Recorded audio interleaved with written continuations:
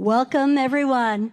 What a wonderful, wonderful day. And to top it all off, we have Dan Diker, who is the president of the Jerusalem Institute for Security and Foreign Affairs, and the Green Prince, Mossab Hasan Yousef. I feel like this is a family reunion for me. I know and love both of these people really, really dearly. We love you too. Mossab, can you begin, and Dan, how is today different from June of 2025,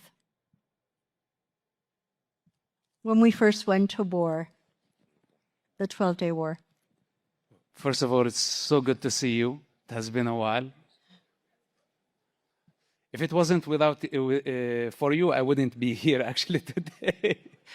Sarah called me a few months ago, the first 2 weeks of the war, to check on me, to see if I had a shelter nearby. In the back scene, there was lots of chaos. She asked me, "Where the hell are you?" I couldn't lie. I told her I am right on the Iranian-Iraqi border under the IRGC fire. How about you? I was in a sealed room. Yeah. Okay. Regarding the question, the campaign, the 12-day war, and this campaign are completely different. The 12-day war was an operation, a state-of-art operation. Israel surprised the enemy. Israel was well prepared.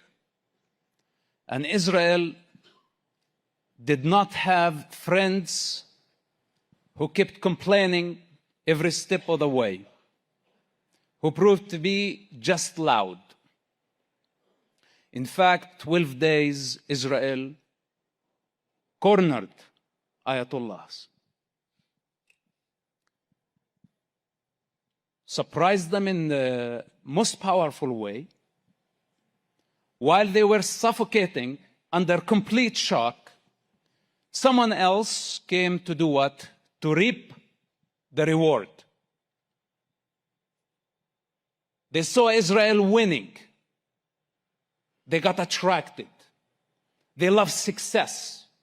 They cannot afford failure.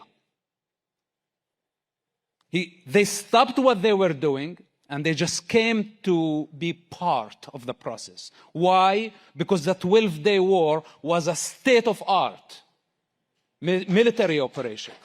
This is Israel. Israel was prepared. This one is chaotic. It's not Israel's plan 100%. And we went along, even though we were supposed to finish the job a year ago.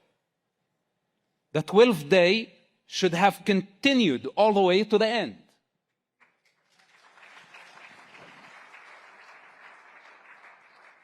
Only to be stopped, then 6 months later, to beg them, let's go. Now you made up your mind? 6 months later, well, 6 months earlier, we had the advantage. We had the entire world and allies to our side. We could have finished the job. You stopped there and you said, you don't know what the hell you are doing. Total arrogance. Then when you came to the picture, you dragged us into this rabbit hole. And now you're throwing us under the bus. This is the simple truth. And I don't mean to insult anybody. This is the reality, the way I see it. And as many of you know, I don't represent any organization, and I hope that I'm not creating any chaos. I've been saying this from day one. I did not want Trump's involvement in this war, because he has been a disadvantage. And as I said, I only represent myself. I only represent myself. He does not understand war. And he wants Israel to work according to his schedule. And he wants Mossad to be ready any moment. When we had the upper hand, he killed the opportunity. And we were not ready, he rushed. Help is on the way. This is not how it works. This is the recipe for a disaster. And I saw that coming before they went to the war. But anyway, who does go to war on a schedule? When you go to war, especially against such powerful enemy, you don't say, I want to finish it in 5 weeks. Nobody go to the war on a schedule. And when you go to war, you better be ready, not only for winning. Defeat is possible. Death is possible. You don't go to war only thinking about winning and victory. That's not the quality of people who really and actually want to accomplish tasks. Right.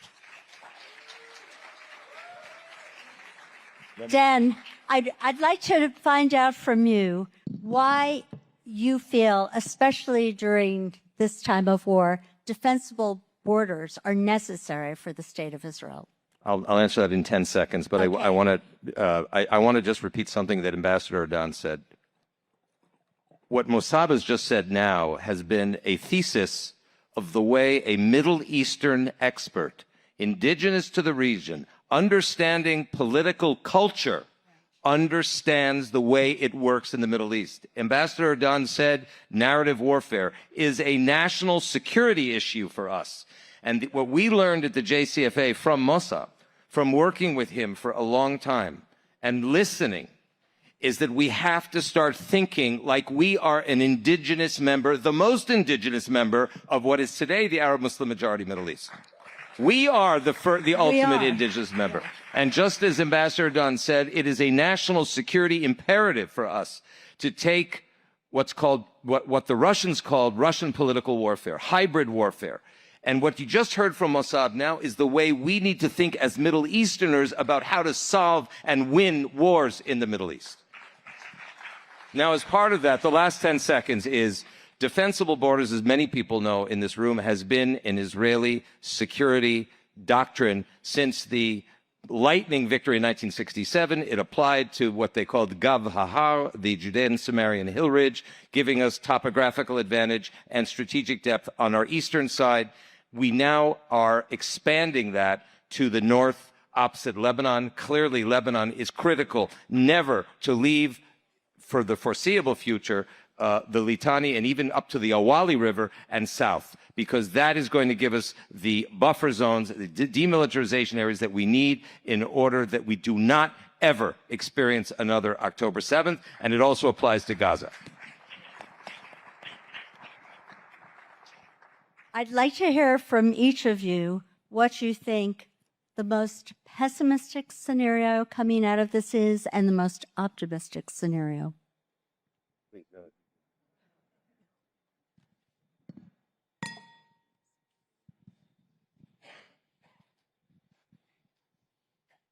I'm not optimistic at all, to be honest with you. So I don't have an optimistic scenario. But we can definitely control the damage. The damage has been done already. We need to accept that. You know, the damage happened on October 7th. Not today, not yesterday. And since then, we have been trying very hard to restore the image, to wash the shame of failure for those who were asleep and their job was to defend the people of Israel. They made poor choices. They failed the people, and they did not take responsibility for their failure.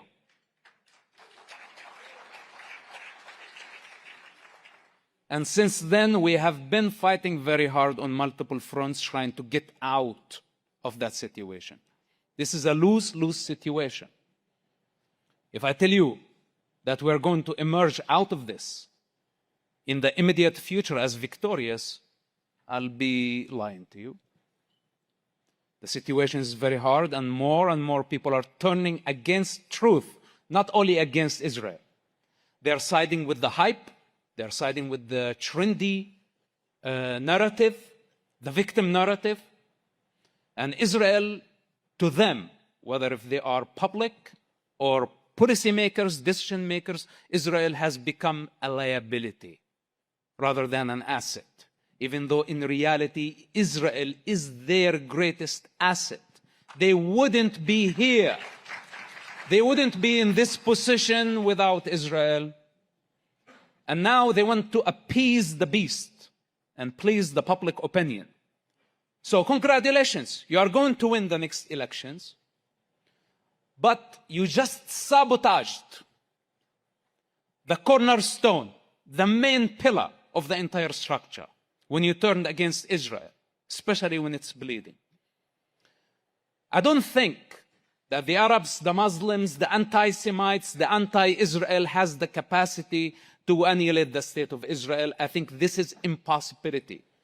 And Israel, as a nation that has survived endless attempts to annihilate it for almost 5,000 years, knows better than any other nation that is still alive today how to survive. This is number one. Number two, in Israel, everybody knows how to fight. Everybody. There is no other nation out there that has the same skill, same intelligence, and same understanding of what the enemy exactly wants. And let me say this clearly. Israel's existence is not negotiable, and it does not depend on superpowers or the public opinion. And if they keep pushing Israel to the corner, they are the ones who are going to suffer the most. Israel hasn't used everything that it has. And Israel, on a purpose, did not expose the advanced weapons that it has for a very important reason. We don't want the enemy to know what we are having. And now, at this point, we're just playing around. So, this is the clear message to those who think that they can annihilate Israel. Behind Israel is existence, is the creator. Israel is not coincidental. I try not to, sorry for the long answer, please. That's wonderful. I try not to use God because God could mean anything for anybody. But if they think the Israeli survival 5,000 years is coincidental, they need to rethink.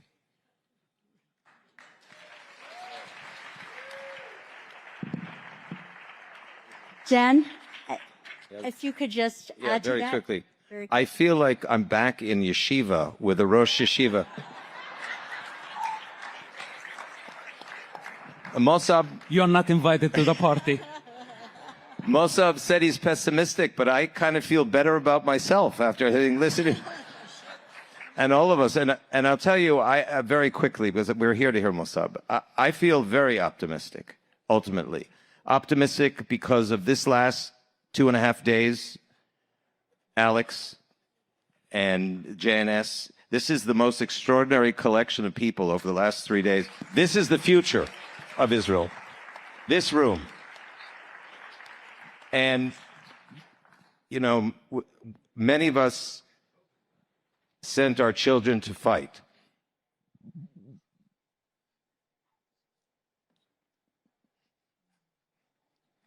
And that makes us optimistic.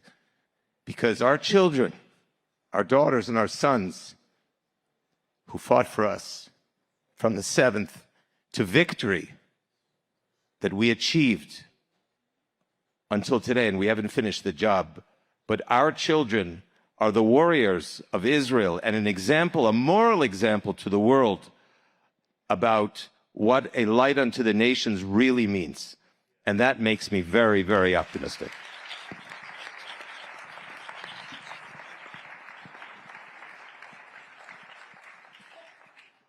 our children, our sons and our daughters are the noble heroes that are carrying Israel on their backs. There's a lot to look forward to in the future. Am Yisrael Chai. Beautiful. Beautiful.